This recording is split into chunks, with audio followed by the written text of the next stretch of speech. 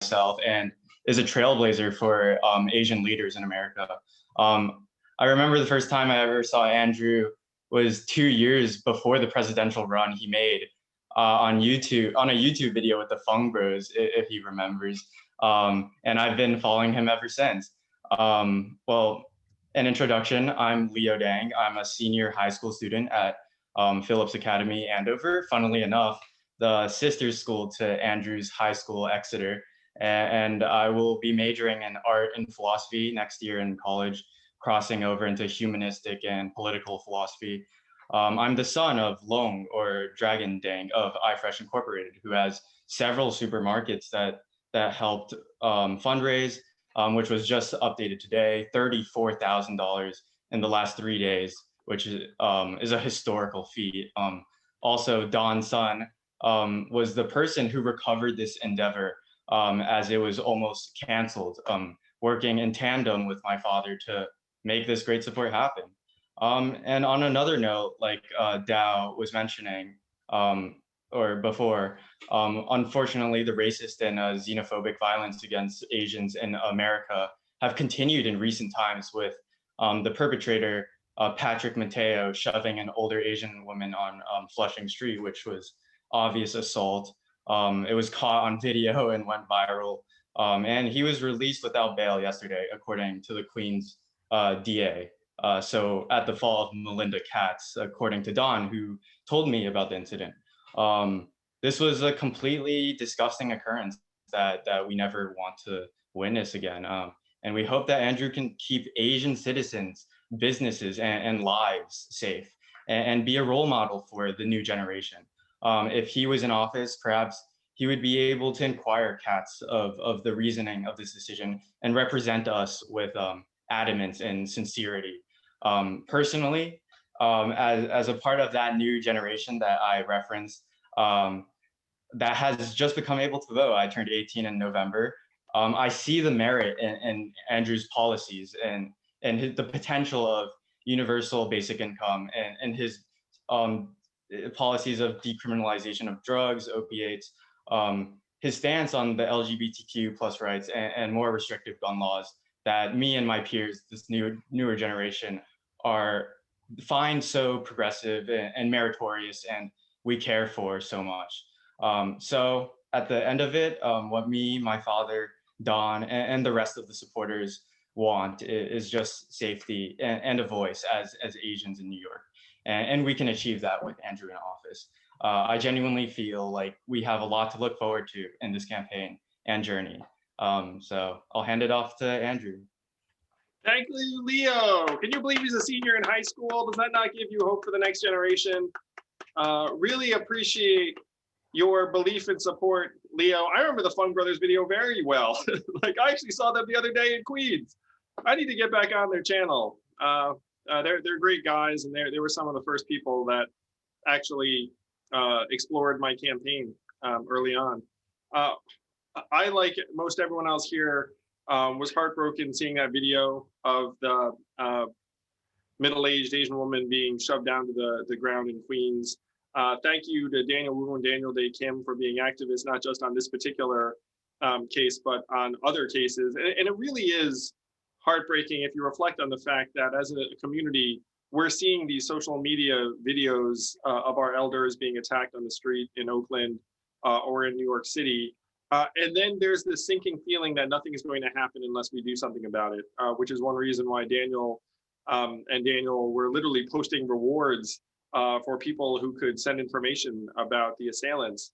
And as Leo said, in this case, in the Queen's case, that person was caught very quickly, but then they were released also equally quickly. They didn't have to pay bail. It was not treated as a hate crime, which I find mind-boggling, because apparently he yelled racial epithets right before the assault. And I am 100% sure that if she had not been a small Asian lady, he would not have reacted that way. You know what I mean? I think everyone here kind of feels that instinctively. If she had been like a different race or other background, like, I don't think this happens. And so this should have been treated as a hate crime. It should have been taken much, much more seriously. And if I were mayor, it would be very straightforward for me to call the DA and say, hey, we need to treat this as a hate crime and take it much more seriously. And we are not that long from that being a reality, in my opinion. I believe I'm going to be the next mayor of New York City. I think that we have an incredible opportunity here right now with the next 4 months, and it's almost exactly 4 months until the primary. And I want you all to imagine the feeling of having the first Asian American mayor in the history of New York. I think that would be tremendous for Asian Americans here in the city. And we are 14% of New York City, so that's very significant. But I think it would be significant to Asian Americans all over the country and even the world, there'd be a sense that we can lead at the highest levels in this country and hopefully stand up for our community in a way that helps balance some of the invisibility that many of us have struggled with our entire lives. So Leo, so grateful to you. And I'm so thrilled to welcome the co-hosts for tonight. Two people I've admired for so long as artists and human beings, Daniel Wu and Daniel Dae Kim. Let's give them a massive round of applause. Let's start with Daniel Wu, an international man of mystery. Hey guys, so happy to be here supporting Andrew in his campaign for mayoral run. You know, I was disappointed because I wanted to see him do big things on the national stage, but I think New York is a good platform for Andrew to carry out his ideas, because I started to follow Andrew and support Andrew because I was getting tired of partisan politics. I feel like we waste a lot of time with partisan politics and not spending enough time on making this country better. And I think Andrew came up with lots of ideas that had nothing to do with partisanship. And a lot of it had to do with just good vision. And that's what we really need nowadays, is politicians that have a vision, a plan for whether it's for the country or in this case, New York City, and be able to carry those out. And I think Andrew has the ability not only to come up with great ideas, but also a way to execute those ideas and make them happen for people. Well, thank you so much, Daniel. I hope that that's what people get from me, is a sense of vision that is not particularly partisan. It's just solutions oriented and trying to solve the problems we see around us, whether it's anti-Asian violence or recovery from COVID. I do think that's the kind of leadership that New Yorkers are looking for right now. Yeah, I remember reading a quote from you saying that smart people should be building, and that's exactly what you're doing. You know, I'm doing it in sort of in the entertainment field, but you're doing it in the world where it really matters and really counts. And I think that means more than any of the work that I'm doing, you know? And so I appreciate that and I support that. And we want to really push you forward in achieving your goals.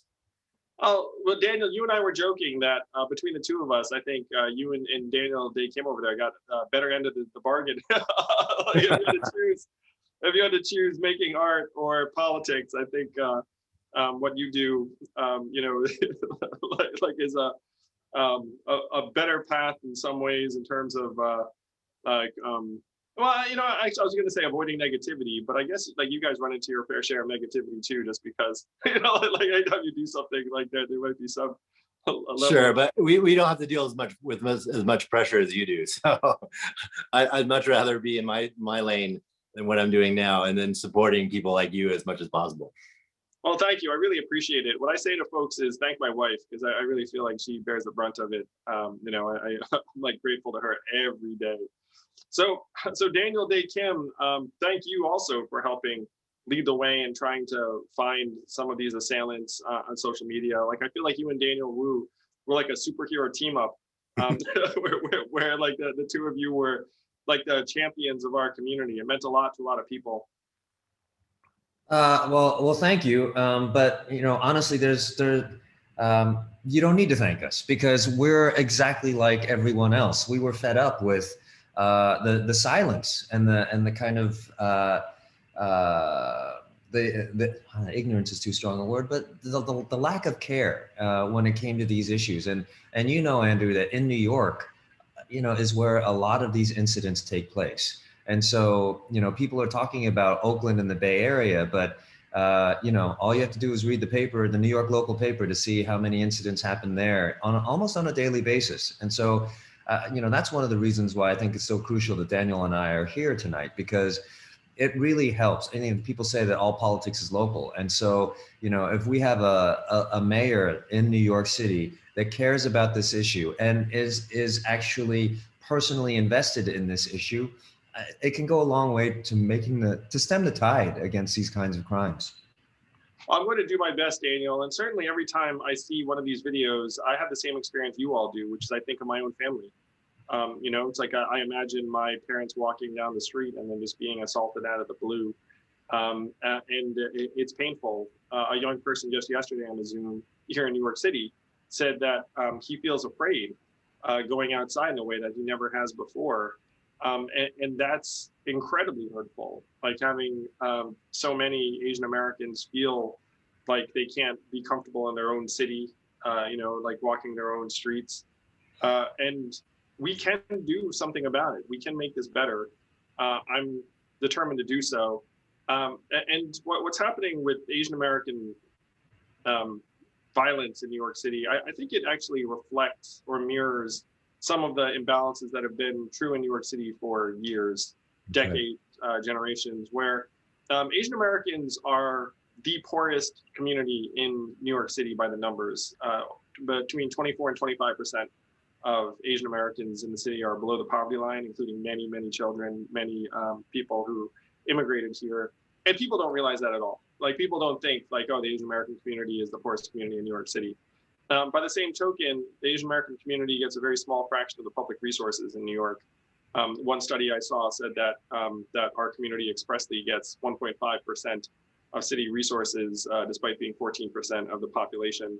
And I don't think anyone can look at that and say, well, like that, you know, that seems right. So I'm optimistic that as mayor of New York City, I can help activate Asian American voters in a very powerful way that could transform New York City politics forever. Because after you vote, you get kind of hooked on it. Like I think if people come out and vote for this race, like they'll keep on voting. And then if we can correct some of these structural imbalances that have been in place for years, it can have a profound impact on hundreds of thousands of people pretty quickly. But that's what these racist incidents made me think of, that they're emblems of a sense of neglect that I think has been going on for a long time. Not to mention the fact that this is not just an Asian American issue. Everyone has parents, you know, and you don't have to be Asian American to want safety for the elderly of New York City. And I think we all just want to feel safe as we want to walk around New York. I spent a lot of time there this fall, and you know, I had the Citizen app, and if many of you do, then you know that all around us in New York, there are incidents happening all the time. And I think there is the issue of safety for Asian Americans, and that is one of the reasons that Daniel and I are here today. But I think there's just a general notion of feeling safe in New York, and that's an evergreen problem, an evergreen issue in New York City. Yeah, I just met with some business leaders in Bensonhurst in Brooklyn, and then someone talked about the rising crime in New York City. And then I said that it's up 94% year over year. And then they were shocked at the order of magnitude. And when I said that, I almost felt bad, like sharing the news with them. like they didn't realize just how bad it was. And even as the rates of violent crime are rising in New York City, the clearance rate, which is the rate at which the crimes are solved by the police, is going down. And so you have a very nasty combination in New York City where people feel like it's getting worse, not better, and that the resources that we have are not being deployed in a way that's going to turn it around. So as mayor, I'm championing a bunch of things, but one of the direct things, when people talk about police accountability, I don't think they talk about these clearance rates the way they should. Like, to me, the fundamental job of the police is to solve crimes. And if your violent crimes are going up and the clearance rate's going down, then that's the worst combination you could think of. And so like you should be holding police officers, particularly leadership, accountable and say, look, no one gets a promotion or a raise unless your clearance rates go to historic levels. Because that's literally like the definition of your job, is to actually apprehend folks who are committing these crimes. I've also championed an idea that's now catching on, and like other candidates have now adopted it as well, which is new police officers should live in New York City, because we already require city employees and other agencies to live in New York City. And I think most people would agree that New York police officers have an even higher level of responsibility day to day, and if they understand the community, then that would be better. If they even commuted to work within the city, like that would be good for public safety. Like maybe they would be taking the subway to like their precinct, like to start their shifts. Like all of that would be positive. Like there are things we can do that can help make things better very quickly if we have the right leadership. That's a really interesting point, Andrew. Like, this idea that the police become part of the community and live among the community, I think is a lot of the issue that causes tension between the communities and the police. It seems like it's us or them mentality. And I think there can be a give and take on both sides. Well, the vast majority of police officers presently do not live in the city. And we can change that, again, like pretty quickly. I think it would have a really dramatic impact on the culture and of the NYPD. So as you can tell, I'm always trying to find concrete measures that we can take.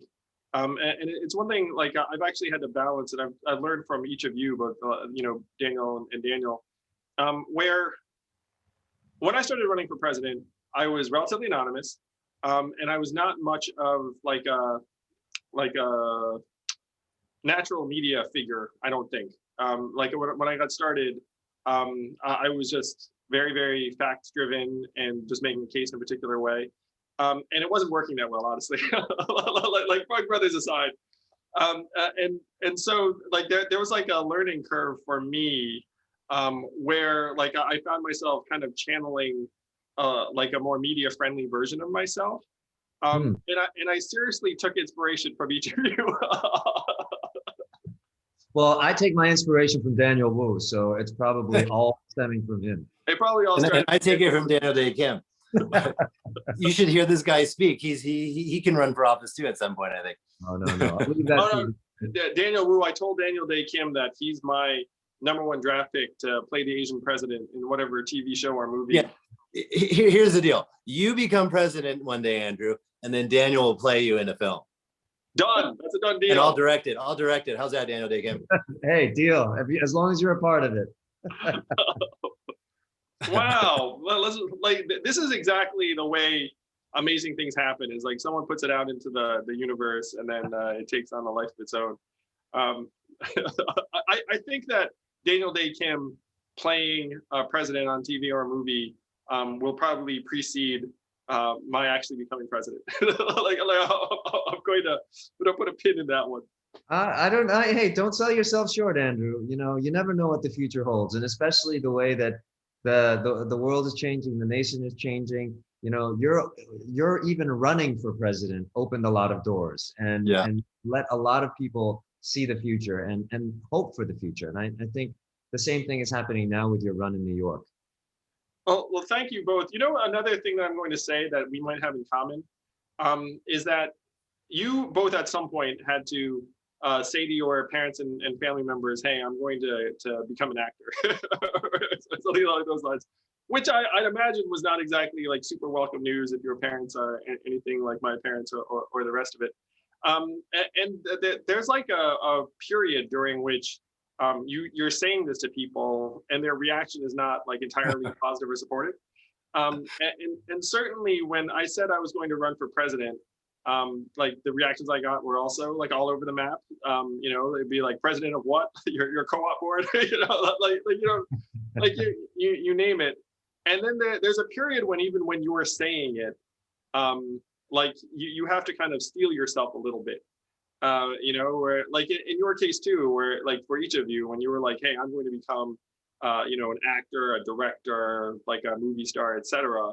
Like there's a period when you face a lot of skepticism and you kind of have to manifest it for yourself in a way until other people start actually seeing what you see. Yeah, absolutely. I was going to ask you because, I think your parents' background is very similar to my parents' background. Your parents, I think, came from Taiwan, came here for graduate school. My parents did the same thing. My dad came through Taida University, ended up here in graduate school and wanted us to, go into, a professional degree. And then I ended up becoming an actor, right? And I think it took a good 2 years for them to finally accept that. Only it was when they your parents are above average. I thought it was going to be more like. No, my dad was an engineer. My mom was a college professor, and they were, education was very huge in our family. It was like, you have to educate yourself first, no matter what you do. And so once I decided to become an actor, I think it took 2 years for them to finally accept it. And I'm sure it was the same for you, when they started seeing me in the newspaper and, they were able to brag to their friends about it. I think it's a similar thing with you. It's like, once you got national attention, I think your parents took it more seriously, and we're proud of you. Well, I'm going to tell a story about my campaign. That was one of the highlights for me, which was I heard from my mom. My mom and dad were in Taiwan at the time. That the presidential debates were being shown on TV in Taiwan, and they were like a big deal because of me, because like they were like cheering for me or whatnot. So my father showed up to one of these debate watch parties in Taipei. And everyone was like cheering me on, and then he was like, "That's my son," and then everyone was like, "Ah!" And then everyone like bought him food and drinks, and like he kind of got to be the proud papa. And so this was relayed to me after this was maybe the second debate, and I gotta say, it gave me so much joy. Like I was like, "Hey, my dad got to like have fun at a debate watch party in Taipei." So yeah, that was that was one of the times where I think they were proud of me. I can't believe it only took them 2 years though, Daniel. Like my parents also, my dad went to Taida, he came to graduate school here in the States, got his PhD. My mom got her master's, and so it was always education. To make things worse, my brother is a professor. Yeah, same thing. My sister is an MBA, got her MBA from Wharton. I had a lot to live up to. Hey, Daniel Dae Kim, I actually don't know this about you. Like, what was your family initially supportive when you decided to pursue this career? Our stories are eerily similar. My parents my father is a doctor, and he went to medical school in Korea, and then we immigrated to America when I was a little over 1 year old. But for me, when I was growing up, there were only 3 jobs in the world. There was doctor, lawyer, and garbage man. If you're not one of the first 2, you're the third. And so that's what I was taught as I was growing up. And so I was groomed to be a doctor, and I felt like I was rebelling by saying that I might actually want to be a lawyer. But then, when I got to college and things, I caught the acting bug, things changed, and there were some tense years for sure. And I wish I could say like Daniel that it was only 2 years, but it was longer. But what changed for me was when I went to graduate school in New York, actually, and started acting in theater there. Which actually, Andrew, if you don't mind, I'd love to ask you a question. Of course. So many of my friends in the New York theater community have been out of work for a year. And stagehands, everyone associated with the theater has been unemployed and without a lot of assistance. What are your thoughts for how to get theater back on its feet? And is there any assistance program that we can give to these theater professionals? It's a great question. I'm sure both of you have a lot of friends in the New York theater community. And I'm very happy to report, Daniel, that in part because we flipped the Senate and Chuck Schumer is a Senate Majority Leader, they're allocating billions of dollars to reopen Broadway and subsidize its operating costs for months, with the argument being that Broadway is necessary for New York City to reopen, which I agree with. To put some numbers on it, about 15 million people in a normal year visit a Broadway show, supports about 100,000 jobs. So there's a bill tucked into the relief bill called Save Our Stages that is authorizing billions of dollars in economic relief to reopen Broadway, and will actually pay their operating expenses for a number of months. And as a result, Broadway right now is planning on reopening this fall. And if you know the economics of Broadway shows, these are not theaters that can reopen at 10% or 20% capacity and expect to make money. Like that's not the way that they work.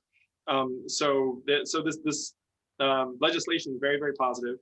And there's going to be a light at the end of the tunnel that these shows are going to reopen and they're going to be subsidized very significantly. And I think it was a great move. Do you happen to know whether those subsidies are going to the producers of the or the owners of the theaters, or whether it's getting spread around to some of the performers and employees, or how's it being directed? Yeah, I believe it is going to the producers of the show. The money will obviously flow through to the performers because the performers will expect to be paid, along with the ushers and stagehands and everybody else. So the money should flow through to everyone in the ecosystem when they start to reopen these shows. One of the interesting wrinkles is that they have to essentially plan 3 months ahead of time as to when to reopen, because the way these shows work is you have to come, you have to rehearse, you have to get everyone in, it's not like, hey, we're gonna come back next Thursday and reopen. So they're gonna have to plan a flag. If they're gonna reopen in September, they have to let everyone know in June. So right now, that is the tentative timeline for some of these shows, that they're going to reopen in September. Did they choose September as like, because they assume by then most people will be vaccinated and it'll be safe to gather in places like that? Or is there a COVID protocol in line for that? Yeah, that's right, Daniel. They're projecting that most people will have access to the vaccine by September. And so they're hopeful that they can get their theaters open. There's also a very, very strong feeling that New York City schools will reopen in September. So I think people are trying to target this September as like most things reopen. Are there any other industries, Andrew, where you feel that have been particularly hard hit by COVID and you'd like to pay some special attention to? Well, if you know me, which some of you do, I'd like to do it for just about everybody. Right. But if you were to single out an industry that I think needs some special attention, I would say restaurants. Like the way these restaurants work. I was just talking to David Chang, who some of you know, and what he was very concerned about was that a lot of what he called like middle class restaurants are going to go out of business. He thinks that fast food will survive, and like some high end places will do okay, but like the average mom and pop restaurant will not make it. And that's a catastrophe on so many levels for New York City. The problem is when you get to that restaurant right now and say, hey, you want to reopen, they have a lot of costs that are relatively fixed, real estate, labor, and then like their food and production and the rest of it. So if they can't make money on a monthly basis, like they're just not going to come back. So in my mind, we should be applying some of the same principles that we have with these Broadway shows to some of these restaurants and say, look, like, hey, like just open for business and we'll subsidize you for a particular period, or minimum subsidize some of your costs. I don't know how much of a federal case there will be for that. Certainly as mayor of New York City, I'm going to do my best to funnel resources in this direction, because I think it's core to our economic recovery. If you look at it realistically, we're missing 60 million tourists in New York City. Please come visit us if you're not in New York. But we're missing 60 million tourists, and a lot of street level retail and restaurants are closed. So you have to look at it and say, which are you going to get back first? Like it has to be the storefronts. Like you can't get back the foot traffic and have them come to like shut down retail. That doesn't make any sense. So the approach in Broadway actually does make sense, which is you decide to plant the flag and reopen, and then you use the reopening to try to draw people back in. Like that's a much more effective order of operations than anything else you can do. But you mentioned, oh, sorry. Go ahead, Daniel. You were mentioning subsidies, and you're most famous for universal basic income. I know you had implemented some of that in the private sector most recently because of the pandemic. Do you have any ideas for that as mayor of New York? I do have some ideas around this, Daniel. So we have pledged $1 billion a year to alleviate extreme poverty in New York City. And a lot of that money we'll get back because we spend a lot of money when someone winds up on our streets or in a destitution type situation. I just got some numbers on this. I love numbers. It's like the way I think. But if a family winds up in New York City homeless shelters, we're spending $6,000 a month on them, on that family. So if you're spending a fraction of that keeping someone in their home and like out of the shelter system, it's a win. So we should be trying to keep people in their homes in really like a variety of means. Cash relief is one component of that. And many philanthropists over the last number of months have actually switched from services to cash. Like, what do I mean by that? I was talking to a philanthropist whose nonprofit provided services to new moms. So that was like formula, diapers, like carriages, etc. Then COVID hits, and then they're like, okay, well, we can't do all of that for you, so we're just going to send you money. And then it turns out that worked pretty well. And so now some of these philanthropists are looking around saying, maybe we should explore cash relief to a greater degree.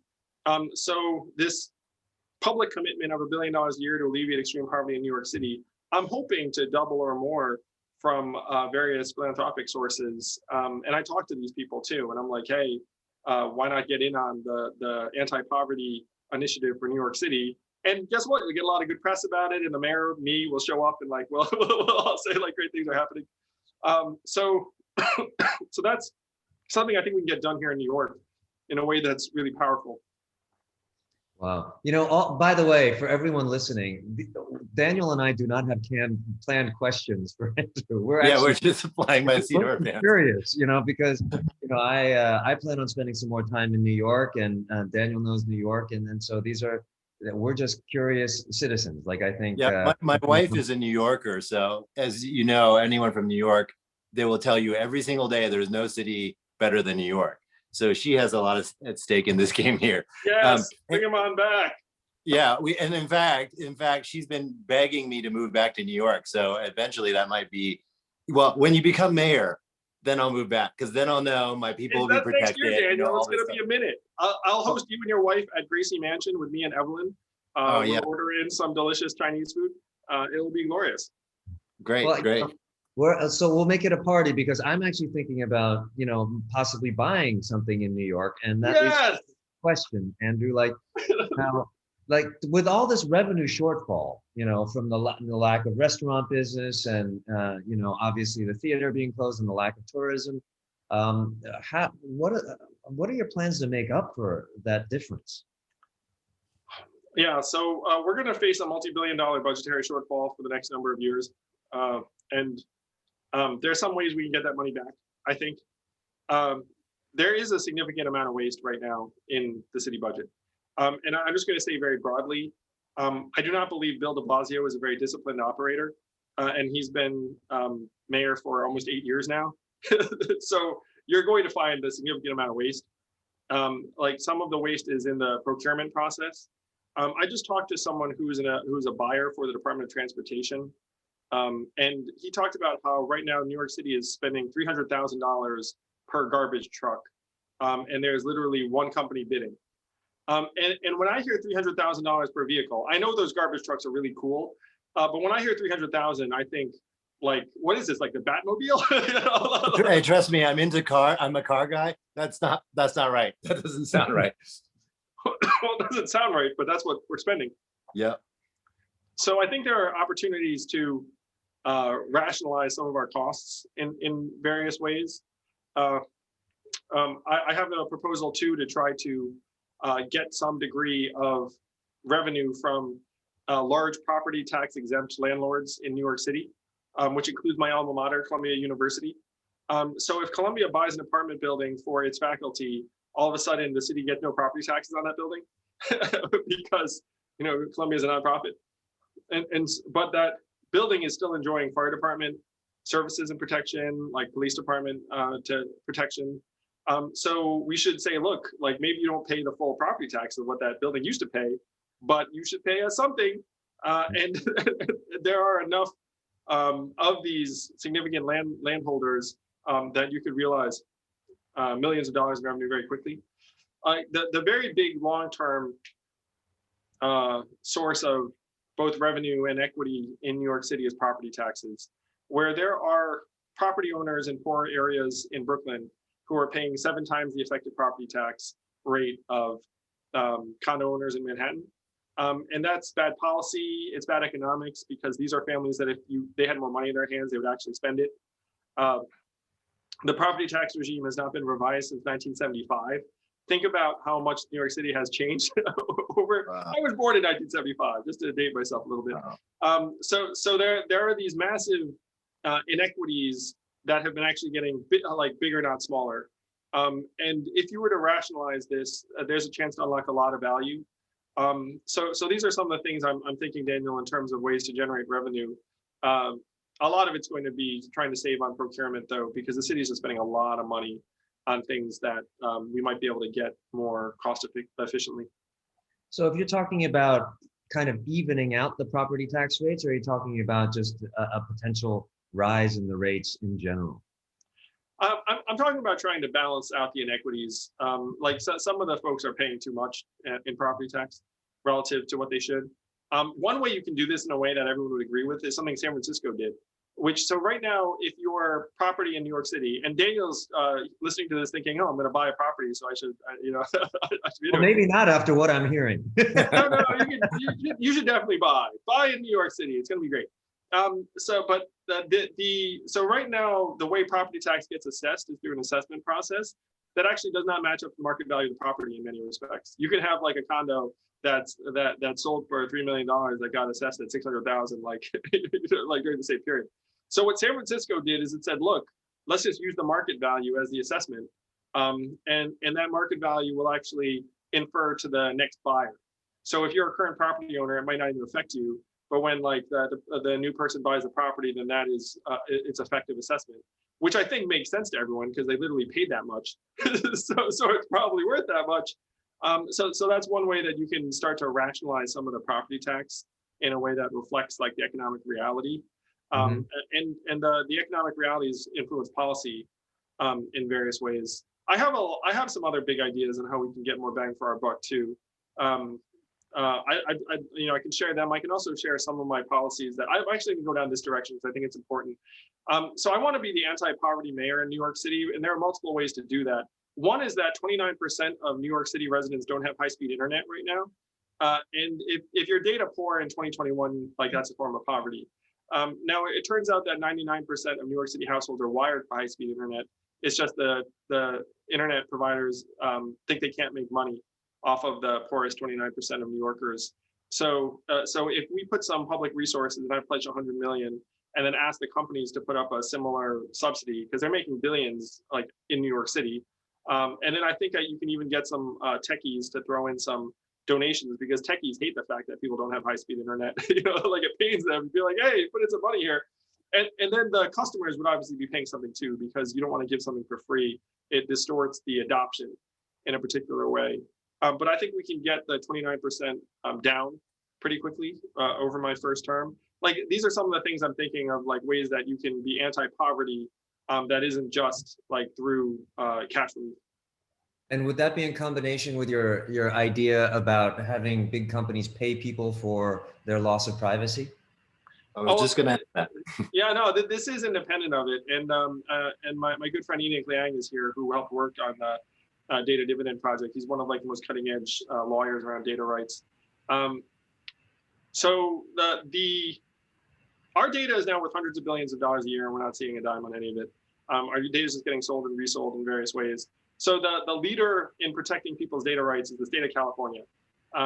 They just passed a law in November, like 3 months ago, saying that now in California you have all these protections. So you should rejoice, Californians. And the law also created something called the Data Protection Agency, which sounds very science fiction-y, right?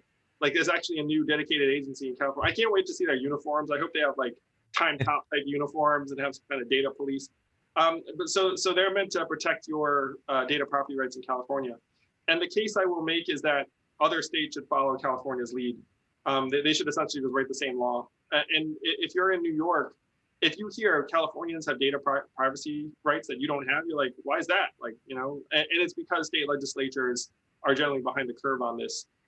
So if you get these data rights like you have in California, then it's possible that you can actually negotiate some form of payment from companies if you decide to share your data with them or waive certain rights, and then we can get a dividend for our data.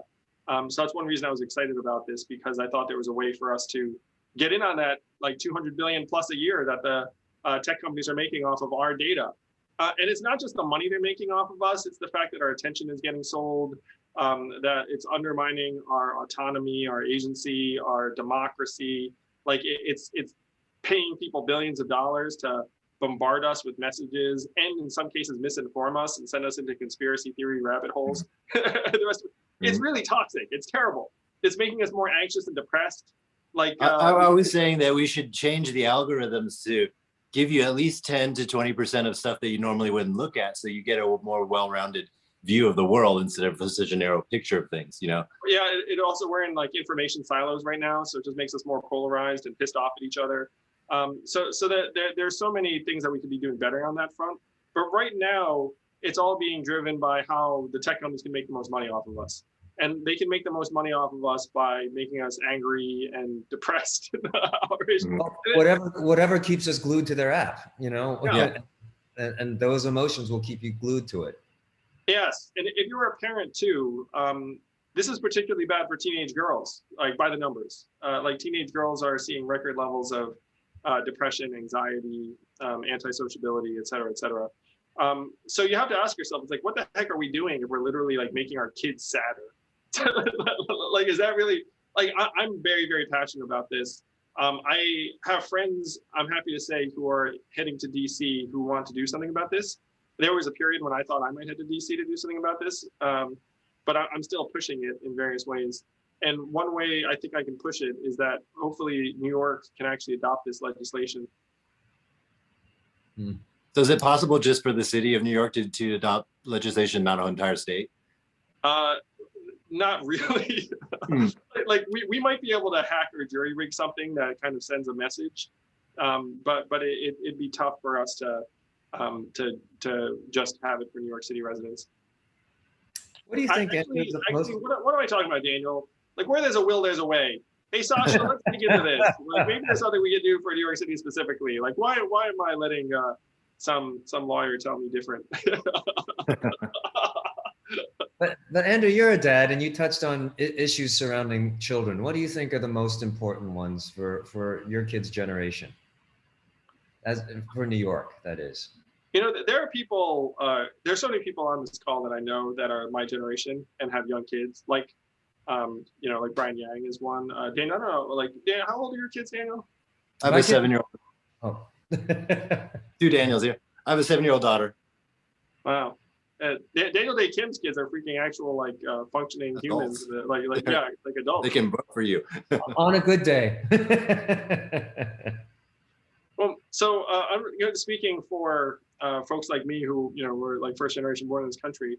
Holy cow, are our kids growing up completely differently than we did? You know what I mean? Oh, yeah. Like when we were growing up, first there weren't people like the two of you on, you know, our TV screens. I mean, I remember seeing Asians never, you know, except for like, you know, Bruce Lee, Kung Fu movies, like, you know, like the occasional caricature, Long Duck Dong. I mean, it was so limited. And so that's a dramatic improvement for our kids. I think the major change in terms of our kids' upbringing truly is screens and technology and screen time and the rest of it. Like it is rewiring their brain in a way that is very, very different. And we do not fully understand it, truly. One thing that does give you a clue, though, is that if there's one community that is very vigilant about letting their kids use screens, it's Silicon Valley. Like if you ever want to go to a place where screens are essentially off limits, go to SF, because they're much more diligent about, like, you know, having their kids get their stimulation in other ways. And time spent looking at a screen is what's called an inferior good in economic terms, which is the poorer you are, the more of it you do. And so I'm very concerned about what this is going to mean for our kids, like their emotional states, their sense of persistence, the way they construct their self-worth. Well, I think it also affects the way their brain is, because like, think about when we were little, when we got bored, what do? We went outside and played. We made up things, we created, right? We took a stick and made it into a sword or whatever. And kids don't do that anymore. They sit there and they want to be entertained, and you have to put something in front of them. They don't think of something to go out and do it themselves. I hear my daughter say it all the time. I'm bored. I'm like, go out and play. Go in the backyard, go do something, you know, or I'll engage with her and play a game or do something like that. But it's, a lot of kids now are becoming complacent and passive because the screen gives them so much, right? But when in reality, it's not actually activating the part of the brain that we want them to activate. And the numbers show that they're actually going through developmental stages at later points than earlier generations. So, if you're an 18-year-old today, like you might be the equivalent of like a 15-year-old for us in terms of like certain experiences, as an example. And as a result of them using these screens. So what do I mean by certain experiences? Like they'll like go and hang out with friends less often. They'll go out less often. They'll go to parties less often. So a lot of them are going to show up to college and it'll be like their first set of parties. Whereas for us, like that was high school. Also, a lot of high schools have canceled dances. Remember high school dances? Yeah. Like they started getting rid of dances because of poor attendance in a lot of high schools because like kids are liaising via social media. So, you know, maybe their first dance is when they get to college. That's what I mean by some of like the stages are getting pushed back. Just letting you know, I'm obviously really into this stuff. I think that this is going to be a real issue for different institutions. It's already a big issue for educators, you know, at various levels. And college administrators are saying that they're seeing record high levels of mental health issues, anxiety, depression, and they don't really have the resources for it. Well, a lot of that is going to be accelerated by the fact that everyone's been at home because of COVID, and the kids have spent literally a year learning at home, quote unquote, learning at home. So it actually brings up a question that Lisa Ling wanted to, listen, whoever's in charge of this event, can you do me a favor and knight our friend Lisa Ling if she's still here? Just because, like, I'd love to see her and hear from her, and I'm sure I'm not alone. She's our compatriot, and she asks you, you know, what role does a mayor have in future COVID preparedness? And, you know, what would you do differently? Hey, Lisa, go ahead, Lisa, ask your question. You're going to ask your question. Yeah, you ask it, Lisa. Oh, I think you're muted right now. Muted. And I have not seen your daughter. She's so cute. I don't have a stitch of makeup on. That's why I asked Daniel to ask this question. Oh, you look great. Don't be silly, Lisa. Well, no, I just was going to ask you that what role the mayor has in pandemic preparedness, and if and when you are elected, what will you do to prevent what happened in New York City from happening again? All right, I'm turning my video off again. Okay, thank you, Lisa, for joining us. Everyone, like Lisa's like someone that I've learned a ton from. I mean, I'm a huge fan. I'm laser focused on trying to have us recover from this pandemic. And so we have almost 4,000 volunteers who are getting out vaccination information to New Yorkers right now. So step one is the vaccine. Step two is a way that you can verify that you've been vaccinated on your smartphone, which I'm calling like the vaccination passport or immunization passport. And I'm happy to say that there are large companies that already have built this up. 90% of the vaccination databases are actually verifiable, where if you put in when you've been vaccinated, it can actually verify it. And then you can go into a restaurant or bar or theater and say, hey, I've been vaccinated. So Lisa, this plays into your question, which is like, how do you prepare for the next one? If you actually have a system where people are able to verify their vaccination information or their testing information, and you get a new pandemic, then you'd actually have the capacity to much more effectively do contact tracing and try and isolate people who've been in contact with the new virus. And you'd actually have some tools in place so that people could monitor, self-monitor, share data, and hopefully have built up a sense of public trust. Because if you're walking into your office building every day and you're flashing your smartphone with this thing, then it's going to be a lot easier for you to be like, okay, like now you're asking me about this new pandemic, like have I been in contact with anyone? You know, like what data do I need to share? So that's the hope. And the template for this, I'm going to just throw this out there just for fun, is Taiwan. You know, really, because Taiwan like had very robust data sharing early on. I think their total number of cases was literally the double digits. You know, and so they managed to get on top of this quickly using some tools.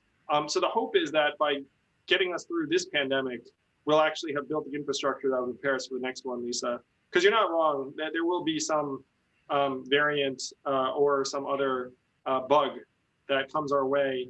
And New York City is a very place-based economy. As joyous as it is to be on the Zoom with you all, New York City will not thrive in an environment where everyone thinks you can Zoom to everything. You know what I mean? Like this is a place where people have to be able to come together.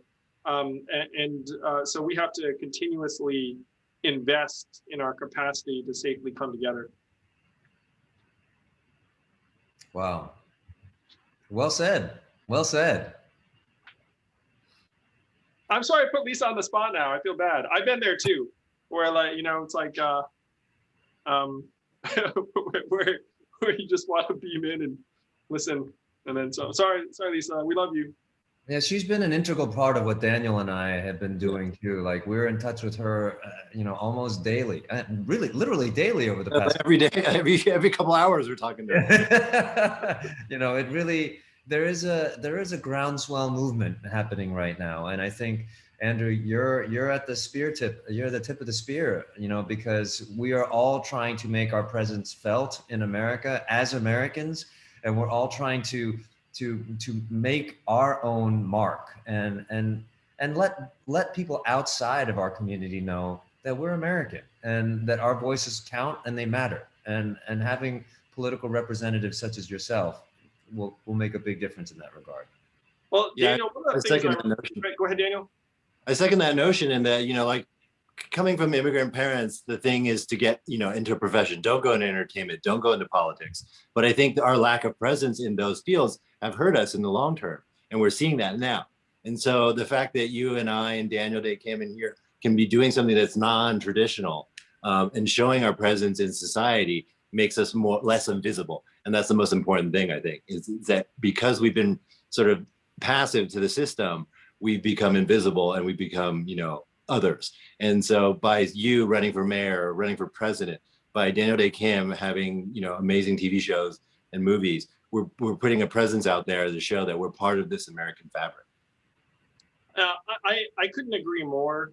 I remember, actually, you guys probably remember this. The first time you saw my presidential campaign might have been the first presidential debate, maybe.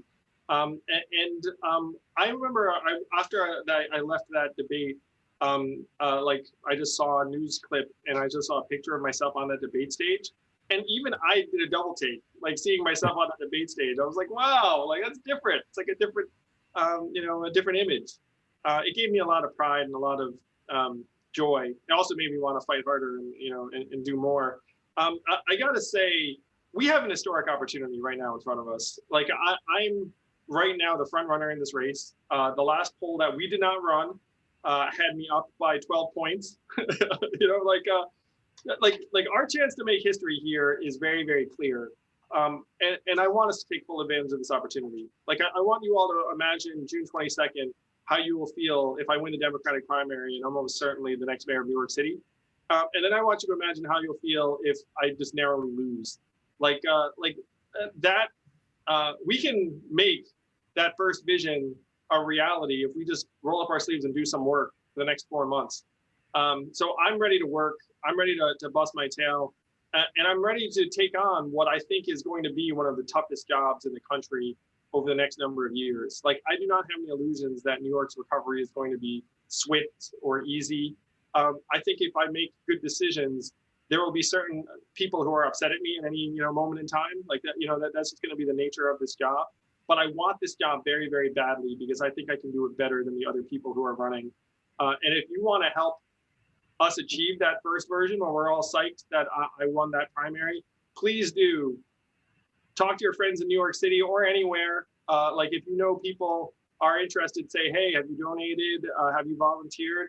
Let's just do the work and give ourselves a chance to show that we can accomplish anything in this country, including leading the greatest city in the world. Thank you so much, Daniel and Daniel. You guys are heroes and role models of mine. It's such a joy to be able to share this time with you. Let's show them what we can do. Let's show them what we got. Let's go. I'm fired up. Let's go. That's right. You know, I got chills just listening to you speak right there. Like I see it happening. It's going to happen. It's part of a collective movement, Andrew, and everyone that's on this call is part of it.